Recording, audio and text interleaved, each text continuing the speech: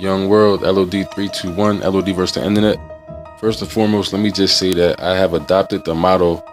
I actually think I made this motto up because I never heard anybody else say it before I thought about saying it, and I was been saying it, which is, if you aren't awake by now, then you are not supposed to be. But I'm gonna read off to you what Business Insider calls the 15 most powerful members of the secret society Skull and Bones.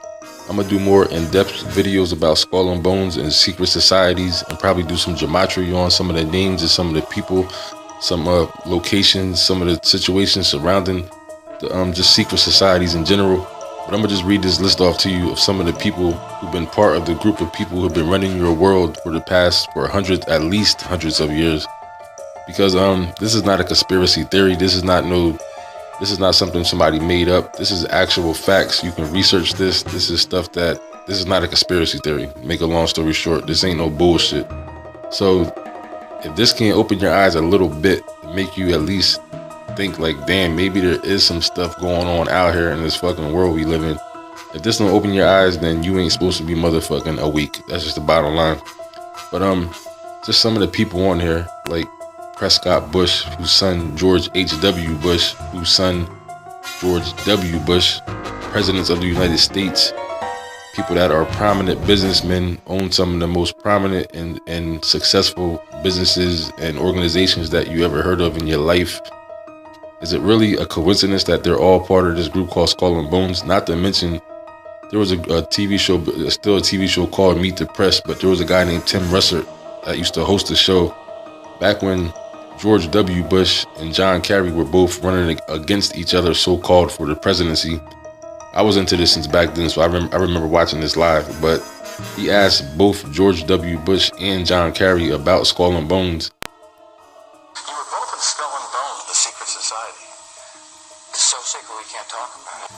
The conspiracy theorists are going to go on. I'm sure they are. I don't know. I haven't seen the red. Number 322. Both were members of Skull and Bones, a secret society at Yale. What does that tell us? Not much, because it's a secret.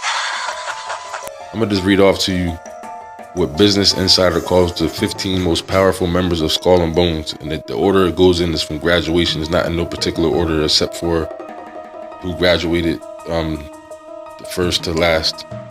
So I'm going to just read off the names and show you a picture of them. Maybe talk a little bit about some of them, like some of the people that you definitely know. But first, we have William Howard Taft, class of 1878, whose father and one-time Attorney General Alphonso Taft co-founded Skull and Bones as a Yale student in 1832. Next, we have Amos Alonzo Stagg, class of 1888. He was Yale's greatest football player of all time, practically invented the modern game, and is still the only man to be elected into the Pro Football and Pro Basketball Hall of Fame. What a coincidence. Next, you have William Averill Harriman, class of 1913. I'm sure you heard of the Harriman family. Next, we have Archibald MacLeish, class of 1915. I never heard of him. Next, we have Prescott Bush, class of 1916.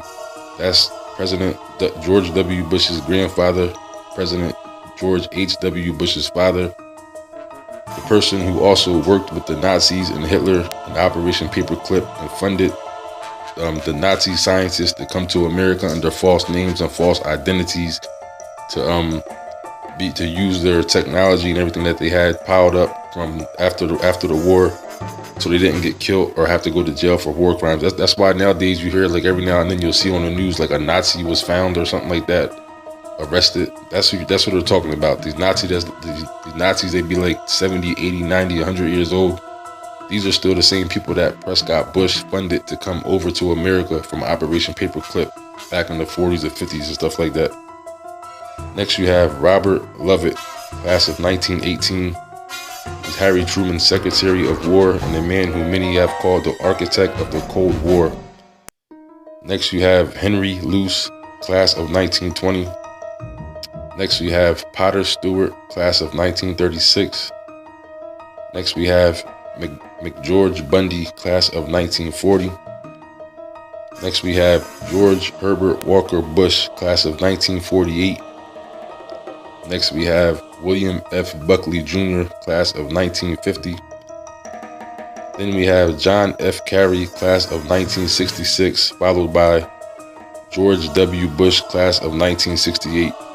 And these are the two that were supposedly on opposite sides of the presidential election. And what year is that? I can't think of the year off the top of my head. Probably was 2004 or 2000 or something like that.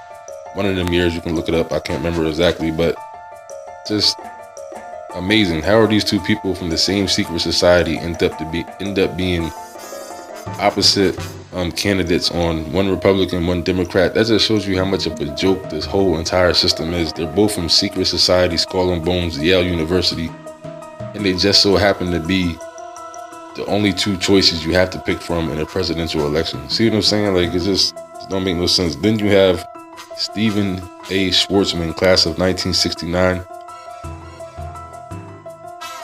And last we got Austin Goolsbee, class of 1991. Goolsbee represents the newest generation of bonesmen on the list. Unbelievable. That's just a couple people. Like I said, I'm gonna do more videos, more in depth about more stuff, but just the fact that you got a father and son president whose grandfather also is part of this whole organization. Then you have John Kerry, who is a presidential candidate against another fellow Skull member. It's just crazy, man. And these are facts. This ain't no conspiracy stuff. This is real, actual facts. You know what I mean? These are facts. But I'm gonna leave that one there. I'm gonna do some more about it. Just wanted to open a couple people's eyes about Skull and Bones in case you didn't know. But I'm gonna leave that there for now.